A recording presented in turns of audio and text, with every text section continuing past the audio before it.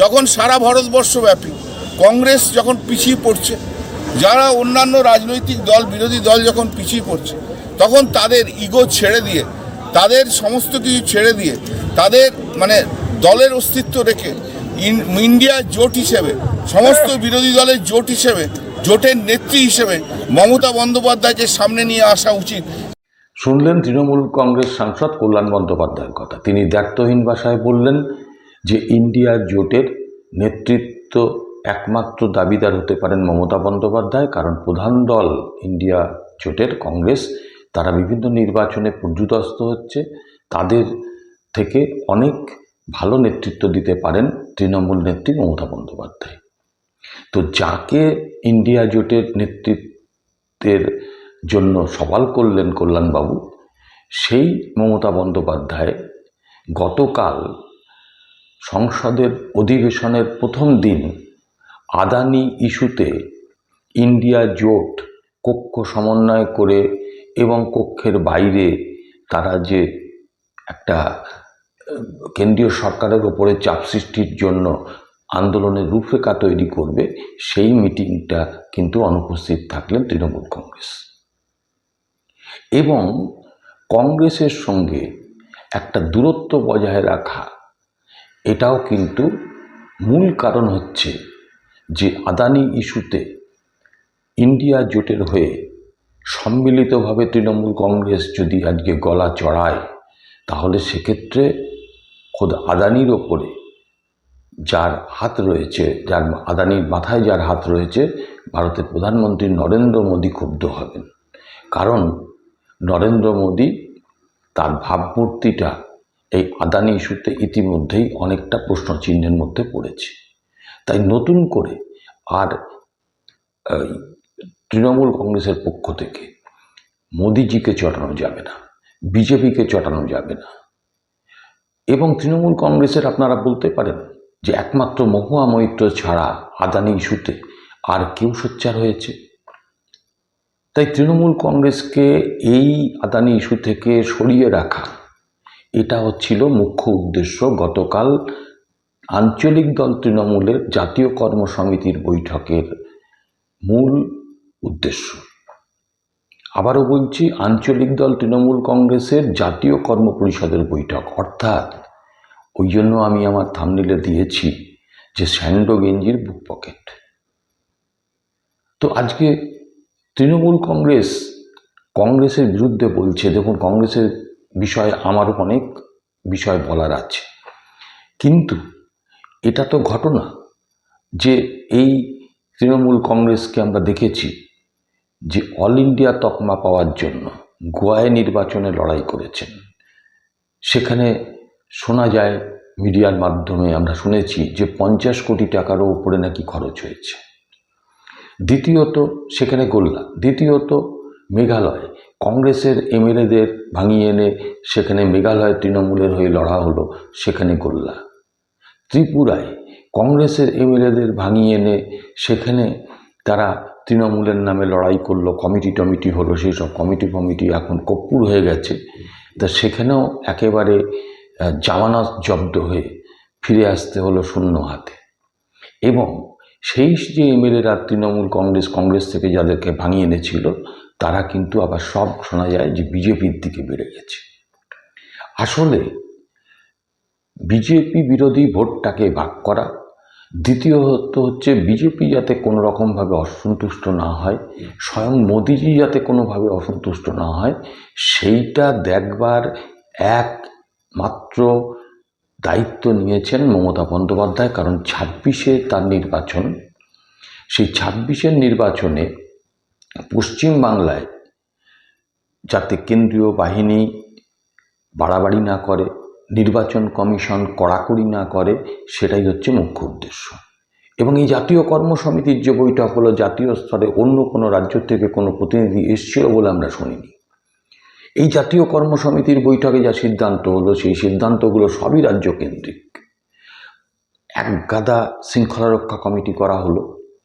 তৃণমূল কংগ্রেস, তার আবার শৃঙ্খলা রক্ষা কমিটি। একসময় এই তৃণমূল কংগ্রেসের শৃঙ্খলা রক্ষা কমিটির চেয়ারম্যান ছিলেন পার্থ চট্টোপাধ্যায়, এখন যিনি বসবাস করেন প্রেসিডেন্সি জেলে।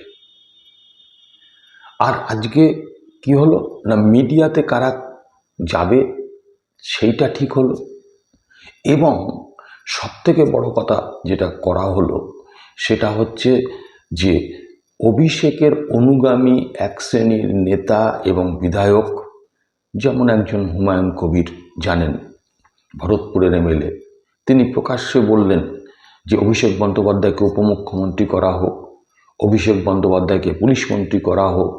কেউ কেউ আবার বললেন যে অভিষেক বন্দ্যোপাধ্যায় আগামী দিনে মুখ্যমন্ত্রী হবেন।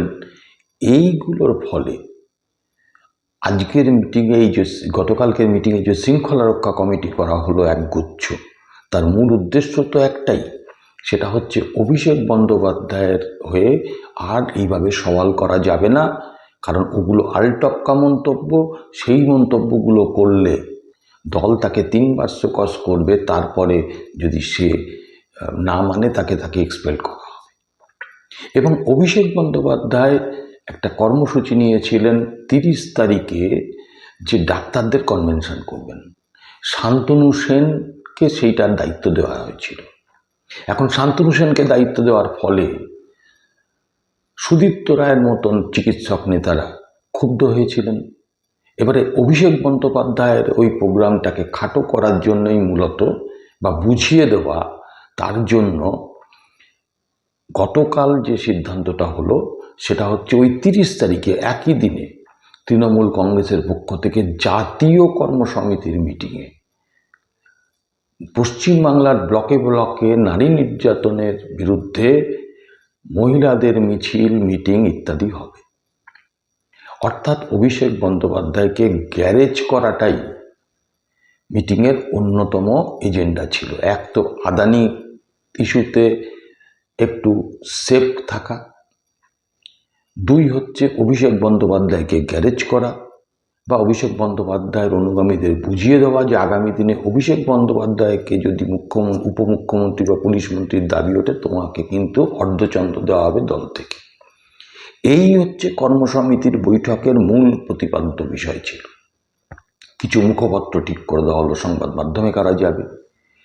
কিন্তু এখানে দাঁড়িয়ে যে একটা সর্বভারতীয় ক্ষেত্রে তাদের যে কি মুভমেন্ট হবে, কি চিন্তাভাবনা হবে, সেগুলো কোনোটাই প্রতিফলিত হলো না।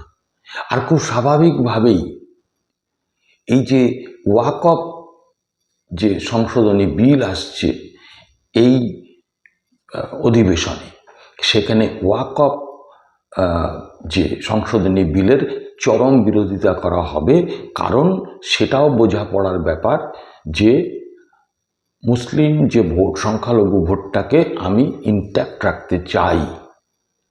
তো এই সমস্ত বিষয়গুলোই মূলত কালকের কর্মসমিতি বৈঠকের প্রতিপাদ্য বিষয় হয়েছে।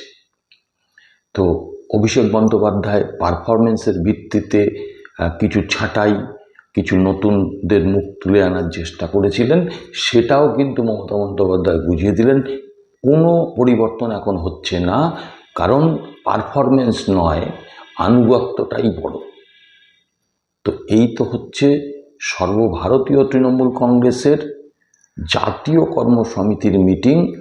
আসলে তারা আঞ্চলিক দল, অনেকে বলেন গরুর গাড়ি রেড লাইট, যাই হোক সে যেভাবেই আপনারা বলুন না কেন। তো এর থেকে আবার প্রমাণ করে দেওয়া হলো এই মিটিংয়ের মধ্যে দিয়ে যে বিজেপির সঙ্গে তৃণমূলের যে গভীর বোঝাপড়া, সেই বোঝাপড়াটা রক্ষা করবেন একমাত্র মমতা বন্দ্যোপাধ্যায়ই।